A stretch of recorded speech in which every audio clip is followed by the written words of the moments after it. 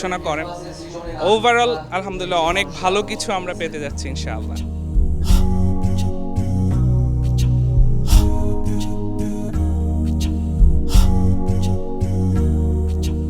প্রায় it's been 4 months নাও আমাদের এটা প্ল্যান শুরু হয়। তো সেখানে মোসলা ভাই আমাকে গান পাঠায়, গান একটু লিনিয়ার লিরিক হামদ।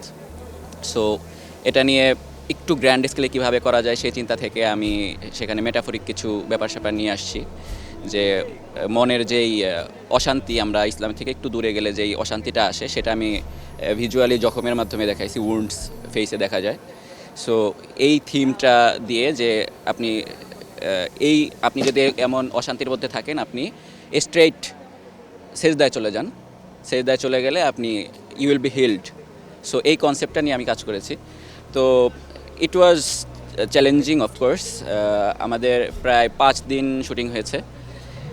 ফার্স্ট আমরা শুটিং করেছি 2 দিন কক্সবাজারে, এরপর 2 দিন গ্যাপ দিয়ে করেছি ঢাকায়, এরপর আরও 3 দিন গ্যাপ দিয়ে করেছি সিলেটে 2 দিন।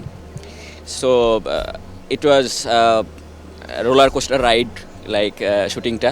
আসলে চাইল্ডহুডের একটা ড্রিমিং একটা টাইম ছিল যে বড় হয়ে একদিন ইসলামিক অঙ্গনে কিছু কাজ করব, নতুনত্ব কিছু নিয়ে আসব। তারই সুবাদে আজকে হৃদয়ের গহীনে নতুন প্রজন্মকে কিছু উপহার দেওয়ার জন্য কিছু অ্যাট্রাকটিভ কিছু জিনিসগুলো নিয়ে আসছি। It will be surprises. থিমটা ছিল ইমাম গাজালি রহমতুল্লাহ আলাহি ধ্যানে যখন বসতেন, ওই ধ্যান থেকে আল্লাহর সিফতি 7-8টা অনেক পাওয়ারফুল নেম ছিল, রহমান, রহিম, গাফফার, জব্বার। সো এই সবগুলোকে সম্মিলিত একটি কহলে এসব প্রত্যেকটার এক একটা সিফতি নামকে মানে মিউজিকের মাধ্যমে, সুরের মাধ্যমে মানুষের হৃদয়ে পৌঁছানোর একটা পরিকল্পনা আমরা নিয়েছিলাম। এর জন্য নামকরণই করা হয়েছে হৃদয়ের গহীনে, ফ্রম ডিপেস্ট হার্ট। অ্যান্ড আমরা আল্লাহর প্রশংসা নিয়েই এই গানের মধ্যে অনেক লিরিক্সটাই আল্লাহর প্রশংসার মাধ্যমে নির্মাণ করা হয়েছে।